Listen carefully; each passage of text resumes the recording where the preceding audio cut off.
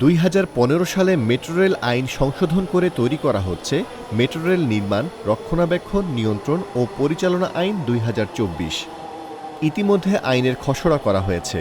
খসড়া আইনের বিধানে শাস্তির মাত্রায় জেল ও জরিমানা রাখা হয়েছে। 10 বছর কারাদণ্ডের বিধান। মেট্রো রেলের কোনো সম্পত্তি যেমন রেল লাইন, বক্স কাঠামো, স্টেশন ভবন বা যন্ত্রপাতি অগ্নিকাণ্ড বা বিস্ফোরকের মাধ্যমে ক্ষতিগ্রস্ত করলে 10 বছর কারাদণ্ডের শাস্তি প্রস্তাব করা হয়েছে।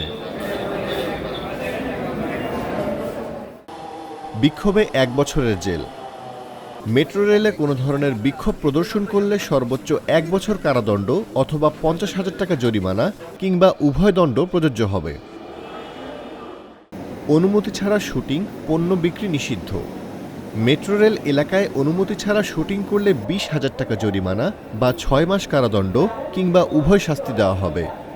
একই সঙ্গে মেট্রো রেলের ভেতরে পণ্য বিক্রি করলেও 1 বছরের কারাদণ্ড বা 20,000 টাকা জরিমানা কিংবা উভয় দণ্ডের বিধান রাখা হয়েছে। বিজ্ঞাপন ও পোস্টার লাগানোতে কঠোর ব্যবস্থা।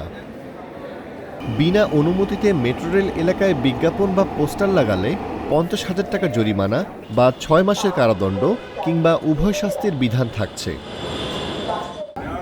ভিক্ষাবৃত্তি করলেই শাস্তি। মেট্রো রেলের ভেতরে ভিক্ষা করলে 10,000 টাকা জরিমানা বা 3 মাসের কারাদণ্ড অথবা উভয় দণ্ডে দণ্ডিত হওয়ার বিধান যুক্ত করা হয়েছে। জেনে রাখা ভালো, আগের আইনে এসব বিধান অনুপস্থিত ছিল।